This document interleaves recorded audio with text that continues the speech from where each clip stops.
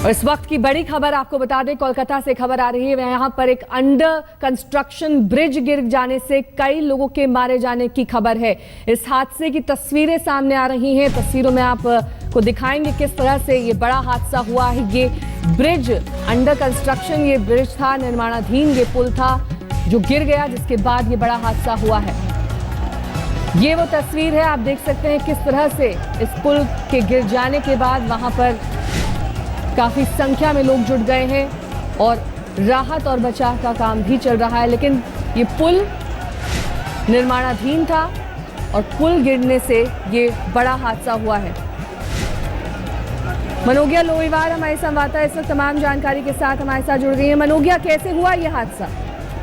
ये पुल निर्माणाधीन था, ये कई सालों से बन रहा था। लगभग 4 से 5 वर्षों से ये पुल बन रहा था। मुख्यमंत्री ममता बनर्जी ने वादा किया था कि ये बन भी जाएगा, लेकिन इसका एक हिस्सा जमीन पर गिर गया है और इतनी बुरी तरह गिरा है कि कई लोगों के घायल होने और कुछ लोगों के मरने की भी खबर आ रही है। फिलहाल एक व्यक्ति के मौत होने की खबर है, लेकिन इस पूरे हादसे से उत्तर कोलकाता का सारा ट्रैफिक रुक चुका है। जिस तरह से ये पुल गिरा है, एक हिस्सा गिरा है। 2 वर्षों पहले हमने देखा था कि सॉल्ट लेक इलाके में भी गंगा में एक पुल गिरा था। लिहाजा ये बताता है कि निर्माणाधीन पुल गिरने के कारण कम से कम इसके ऊपर से कोई गाड़ियों की आवाजाही नहीं थी। जो नीचे का ट्रैफिक है बहुत ही ज्यादा कंजेस्टेड इलाका है, क्राउडेड इलाका है, बड़ा बाजार के पास का इलाका है। लिहाजा गणेश चंद्र एवेन्यू, गणेश टॉकीज जो इलाका है विवेकानंद रोड पर, काफी ज्यादा लोगों की मौत होने की आशंका है इस हादसे में। जी मनोगिया, और जिस तरह से आप जानकारी दे रही हैं, ये माना जाए कि सिर्फ मजदूर ही नहीं बल्कि वहां से गुजर रहे लोग भी इसकी चपेट में हो सकते हैं। और इस वक्त जो तस्वीरें हम देख पा रहे हैं, कुछ लोगों को बाहर निकाला जा रहा है। घायलों की क्या संख्या है, मरने वालों की क्या संख्या है मनोगिया? फिलहाल एक व्यक्ति के मरने की पुष्टि हुई है, लेकिन ये माना जा रहा है कि मलबे के नीचे कई लोगों के दबे होने की आशंका है। ये कहना गलत नहीं होगा कि आने वाले कुछ घंटों में कई और शव निकाले जा सकते हैं, क्योंकि नीचे रास्ता चलता रहता है, गाड़ियां हैं, लोग हैं, दुकानें हैं। ऐसे में एक पूरा का पूरा चंक अगर गिर जाए, इस तरह का हिस्सा गिर जाए किसी फ्लाईओवर का, तो आप अंदाजा लगा सकते हैं कितना नुकसान होगा इससे और कितने लोगों की जान खतरे में ऑलरेडी है।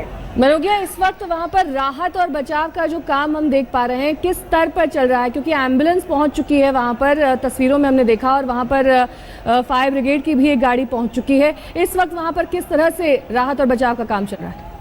राहत का काम शुरू हो चुका है। जो आसपास के इलाके के थाना है, जोड़ा साको थाना है, और बाकी के इलाके से पुलिस अधिकारी मौजूद हैं। वहां पर लोगों को निकाला जा रहा है, पुलिस कर्मचारी मौजूद है, आला अधिकारियों को भी वहां भेजा गया है। लेकिन जिस तरह से मलबा हटाने की प्रक्रिया है, ऐसा माना जा रहा है कि अगले कुछ घंटे लग जाएंगे। सबसे पहले तो ये अनुमान लगाने में कि नुकसान कितना हुआ है, और उसके बाद लोगों को निकालने में जो पहली प्रायोरिटी है, जो घायल है उन्हें जल्द से जल्द अस्पताल भेजा जा सके, जो लोग बचे होने की आशंका है उन्हें बचाया जा सके, और अंदर कितने शव फंसे होने की आशंका है इसका अनुमान लगाना अभी मुश्किल होगा। लेकिन जिस तरह से ये भारी भरकम फ्लाईओवर गिरा है, ये कहना गलत नहीं होगा कि अगले कुछ घंटे इस इलाके के लिए न सिर्फ ट्रैफिक का व्यवधान होगा, बल्कि उन परिजनों के लिए एक बहुत बड़ी आशंका का कारण होगा कि आखिरकार उनके परिजन किस स्थिति में है। खासतौर से जो दुकानें हैं, जो आसपास के लोग वहां रहते हैं या जो वहां से सफर कर रहे थे, वो भी। मनोगिया, साथ ही जो तस्वीर हम देख पा रहे हैं, ऐसा लग रहा है, ऐसा दिख रहा है कि पुल का एक बड़ा हिस्सा नीचे गिरा है। क्या वजह मानी जाए? क्या कंस्ट्रक्शन क्वालिटी की खराबी थी यहाँ पर जो जिस तरह से निर्माण चल रहा था उसमें कोई लापरवाही है? क्या वजह बताई जा रही है? चश्मदीद क्या कह रहे हैं?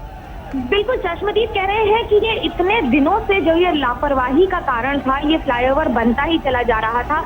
ये एक नेवर एंडिंग फ्लाईओवर था जिसका लग रहा था कि कभी बन के तैयार नहीं होगा। 2 सरकारें आकर चली गई। पश्चिम बंगाल में वाम मोर्चा के बाद खुद मुख्यमंत्री ममता बनर्जी 5 वर्षों तक रही हैं, लेकिन निर्माण का कार्य मानो समाप्त ही नहीं हो रहा था। और पहले विभिन्न व्यवधानों के बाद जब ये काम शुरू हुआ, मानो खत्म नहीं हो रहा था। और अब सबसे बड़ा सवाल ये उठ रहा है कि किस तरह का सामान यूज किया गया है, किस तरह का। हेलो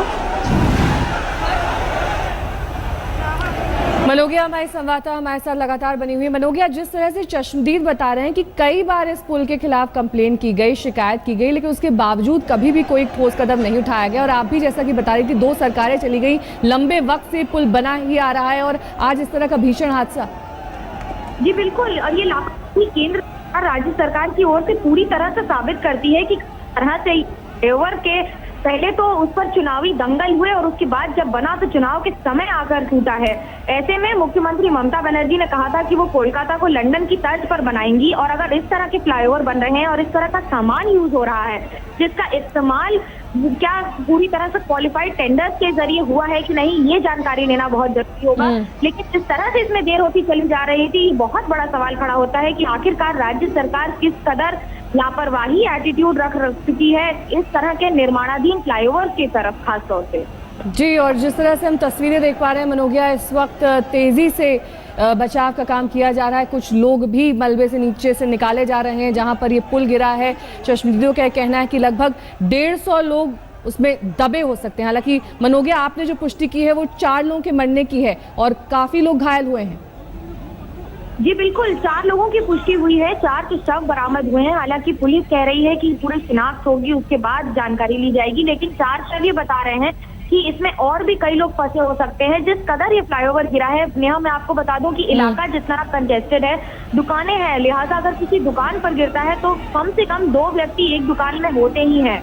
तो आप अंदाजा लगा सकती हैं कि न तो सिर्फ दुकानों की संख्या बल्कि आवाजाही कर रहे लोगों की संख्या और उसके बाद आसपास रहने वाले लोगों की संख्या कितनी ज्यादा है इस इलाके में, कितना कंजेस्टेड इलाका है। बड़ा बाजार भारत के सबसे ज्यादा पॉपुलेटेड इलाकों में से एक माना जाता है और उसमें ये फ्लाईओवर का गिरना अपने आप बता रहा है कि कितनी संजीदा घटना है।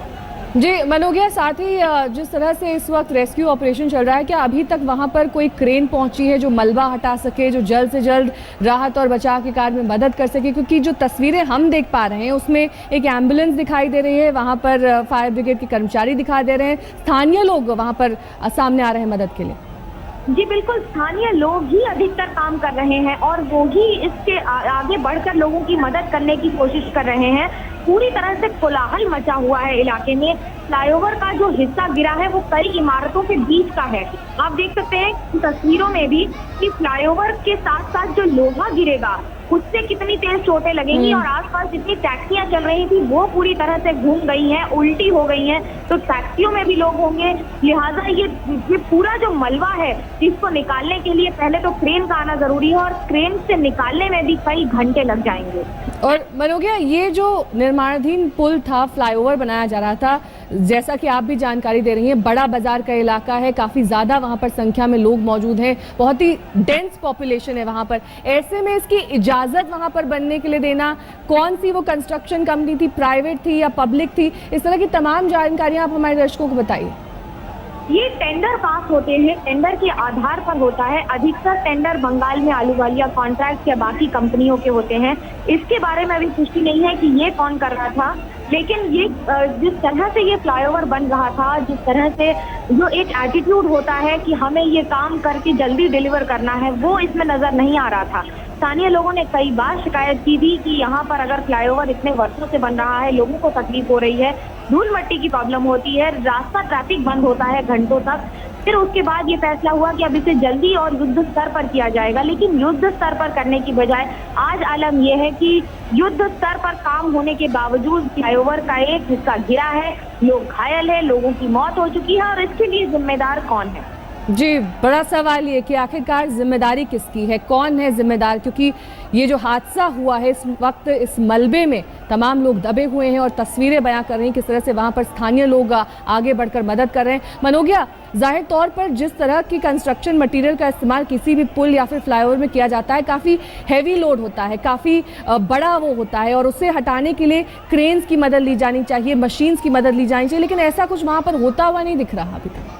जी बिल्कुल नहीं, और फायर टेंडर्स भी आ जाने चाहिए क्योंकि उनकी ट्रेनिंग होती है लोगों को निकालने में। फायर टेंडर्स अभी जो अग्निशमन विभाग है उसे वहां से इत्तला किया गया है कि वो वहां पहुंचे जल्द से जल्द, क्योंकि बात सिर्फ आग की नहीं है, उनकी ट्रेनिंग होती है कि वो लोगों को मलबे से निकाल सकें, जल्द से जल्द उनकी सुरक्षा की व्यवस्था कर सकें, उन्हें सही जगह पर पहुंचा सकें। और इस पूरे प्रकरण में हमने अब तक नहीं देखा कि अग्निशमन विभाग को वहां तक पहुंचाया जा सके। 1 घंटे से ऊपर होने को आ रहे हैं इस घटना को, तो आप अंदाजा लगा सकते हैं कि अब 1 घंटे में अगर इस तरह से चरमरा गई है पूरी व्यवस्था और लोगों की शिकायत है, लोगों के अंदर आक्रोश है कि आखिरकार जब चुनाव का माहौल है और सब कुछ है उस ब्रेक से पहले हमने आपको दिखाया था कैसे ब्रुसेल्स धमाकों के बाद अब जीवन वहां पर पटरी पर लौट रहा है, लेकिन भारत में भी इन धमाकों का असर देखा गया।